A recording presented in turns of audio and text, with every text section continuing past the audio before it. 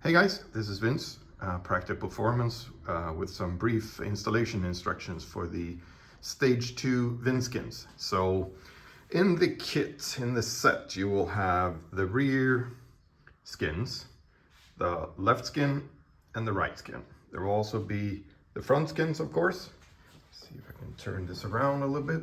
So you will have the right front and the left front. There will be spacers as well. And I'll get to this a little bit later. There are small spacers here as well that will go in between the actual skin and the RACP during installation. So that's the basics with the, oh, and of course the rivets that come with them, the steel rivets. I just wanted to sort of point out a few things that are good to know during installation. So first of all, as you probably know if you're viewing this, the VinceSkinz are super closely formed to fit to the RACP like this. There will be riveted and epoxied and riveted, rather, I would say. So before installation, before doing anything, you will obviously need to clean the underside thoroughly from dirt and debris, loose rust and stuff like that. This, by the way, is my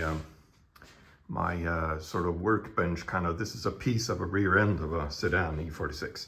So this has been sitting outside and has some surface rust and so on and so forth. Don't bother about that.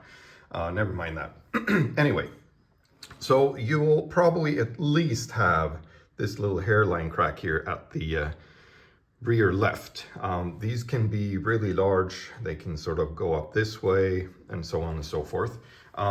The intent with the VinceSkinz is that any cracks that are covered by the VinceSkinz are fine. You will just need to stop drill the cracks, and then you will have the epoxy, and you will have the actual skin, and you will have the rivets and everything holding all of that together.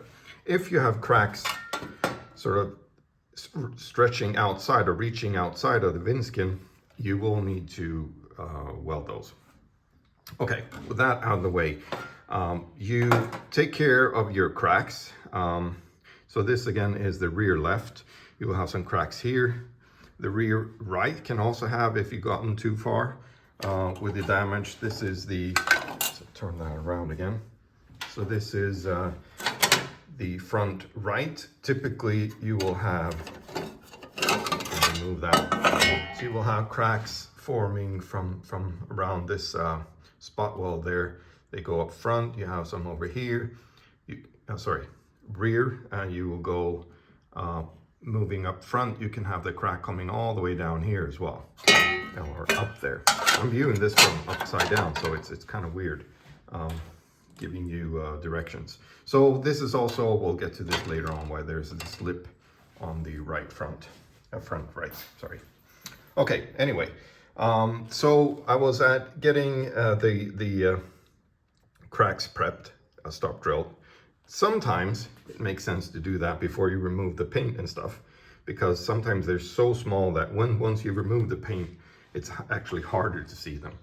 So you could want to use a punch like this, get to the ends of the crack and just give them a little bit of a tap so you have a marking there. And leave that for later on. Oops, sorry about that. So you can find the end of the crack. Sometimes, when the paint is removed, sometimes you will actually see the crack reaching further once you've got the paint off. So mark the ends up with the punch. Just wait a little bit until you got the paint off before you stop drill. Okay, anyway, moving on. So you have the dirt removed. You have punched the ends of the cracks. You have made sure they're inside, totally inside the coverage area. Now what you will do is you place the VinceSkinz in its position. There is some wiggle room to get this to fit correctly, or get the best fit. But what you'll do is at this point, you will sort of just place it there, and using a large washer like this, or maybe something like this. Actually, let's use that for now. There we go. See how magical everything just floats to the top here when I'm taking the video upside down. Anyway, so you get this to the best fit you can. You sort of hand tighten it. And now what you do is, using a marker, you just trace the outside. Okay? And once you've traced the outside, you remove the skin again. And now you will want to remove the paint, and there will also be some seam sealer. All of that is removed in this case. I find it's very convenient to use a tool like this. So this is worn down. This is typically a lot larger. It removes the paint and the seam sealer very efficiently, while it doesn't actually grind off any metal, or actually, or at least very, very little. So once that's done, now you will put the VinceSkinz back on. You will make sure that your fit is really tight. So you sort of hand tighten that a little bit, get it to fit as good as you can. Yeah, I wanted to point this out as well. So there's a lot of surfaces that meet up in different interesting angles, and you will see there's even an angle that comes around sort of that way as well. So it's really hard to get everything to fit perfectly before you have it on the car. So what I do is I leave a little bit of a gap here, wherever it's easy to punch this in towards the skin of your actual RACP, your underside. I leave them like that. So now that you're sort of fitting this in, tighten this a little bit, make sure that you have sort of the best possible fit. You may want to, sort of using a sledgehammer, an edge of this sledgehammer, sort of tap it in like that. You may want to use a extension, or even a punch or something to get this, the edges and the surfaces to touch as closely as you can. Once that's done, you use the small 3.25 millimeter drill bit that's in the kit, and you drill out all these rivet holes. Okay? Now, once that's done, and imagine now that we've done all of them, I'm going to go through them to show you the specifics of them all, but imagine you've done all of them like that, and you remove the last thing you do before you actually install them permanently is you make sure that everything is clean. Obviously, wash it with alcohol or brake cleaner if you want to do that. So again, it's bare metal, you've washed it, and now you prep the surface. So what you want to do is create a rough surface, and obviously there should be no surface rust or anything like that. You want to remove that with a wire wheel or something to that matter. Now, what I do to get this rougher surface is, having the a grinder disc on the angle grinder, I sort of let it sort of ever so gently sort of bounce on the surface to get this rough kind of surface that the epoxy will bite into. Now, once that's done on both the skin and on the chassis side, you will use your epoxy. I recommend RLD 2014 or the structural 3M epoxy. I think it's 07333. Now you with your gun, you sort of you spread it out, and then using a paintbrush, I typically cut off so it gets stubby and a little bit more firm. I brush it out, both surfaces, a thin layer on both surfaces.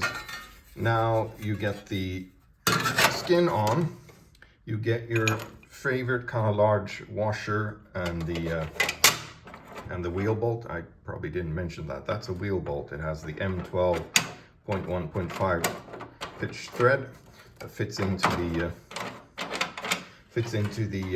subframe mount. Now you get this sort of finger tight. You line it up with the rivet holes, and now you stick your rivets into all of these holes. And what you want to do is you start, actually at this point, you probably want to have a smaller washer like this, because you want to get access to all of the rivet hole, obviously. So once you start clamping the rivets, you start from the middle and you work your way out, sort of pushing the excess epoxy out towards the edges. The final thing I usually do is, now that I have excess epoxy around here, I take the paintbrush again and I sort of brush the edges and fill any small gaps. I also typically put some epoxy into the, so when the rivet pops, there's a little hole in the middle. I sort of get some epoxy in there as well. Now, that's kind of the installation. Once that's cured, you will start the surface prep in terms of, I usually use a 2-component epoxy primer first, and then I have the seam sealer. I go second round with the primer, and then a top coat, which is, the color is very close to the OEM color. I think that looks really nice. So that's the general idea with the installation. Now, yeah, before we move on, I forgot to tell you, this is kind of one of the reasons I'm doing this video. So there is a little bit of a caveat here. We have these small spacers, this one and that one over there. They go into, see if I can have that show. So there's a sort of a indentation here, where the inside of here is the actual subframe mount.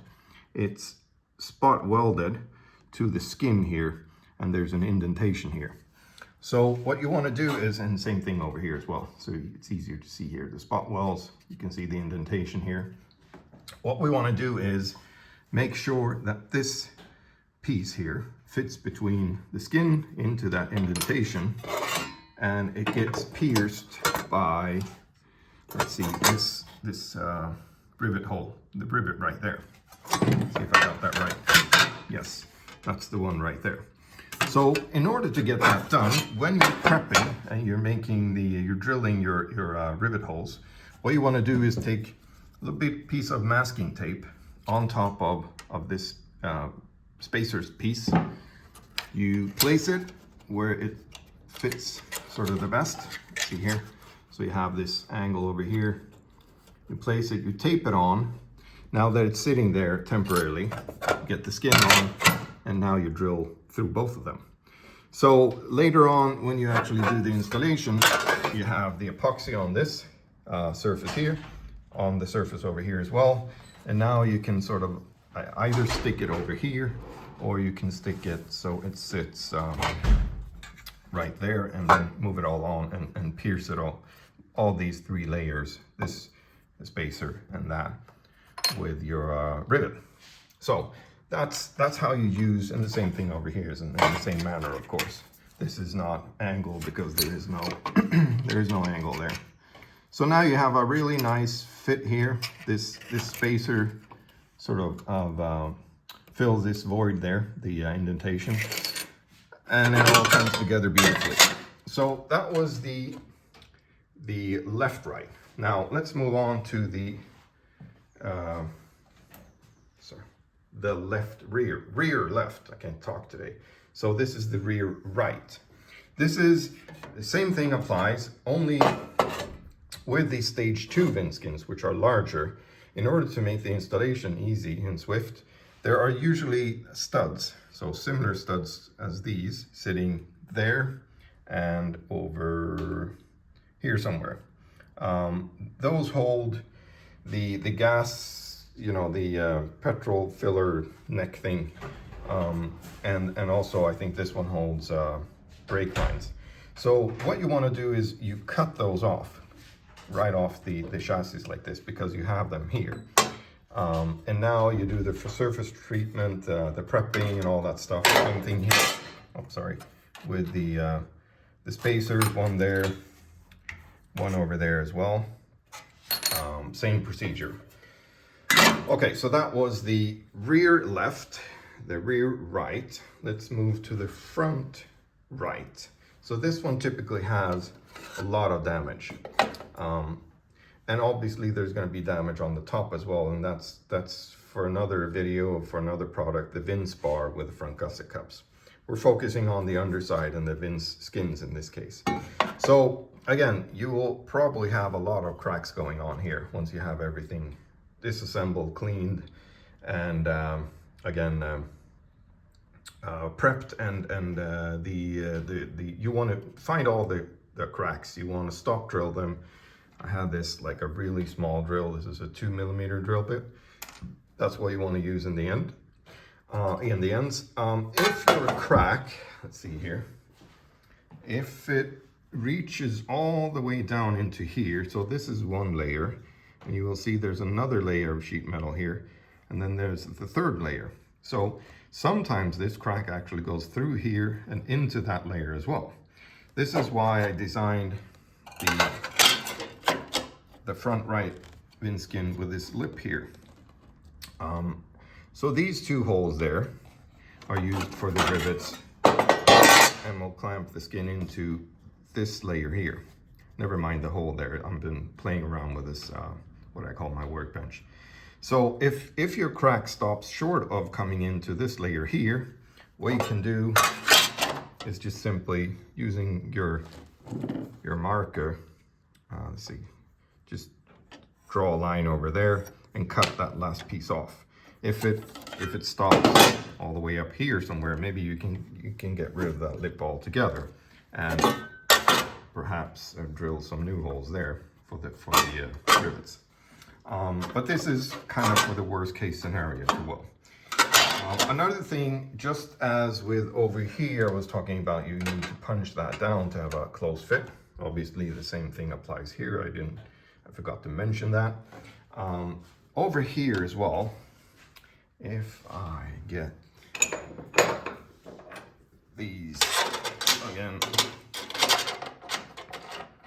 finger tighten this, you will see I leave quite a bit of a gap over here. So the idea is to have this fit nicely. You sort of pound it in, you get the best possible fit here, you tighten that. Now you may want to, or may need to, punch this edge right here. See if I can show that better from this side.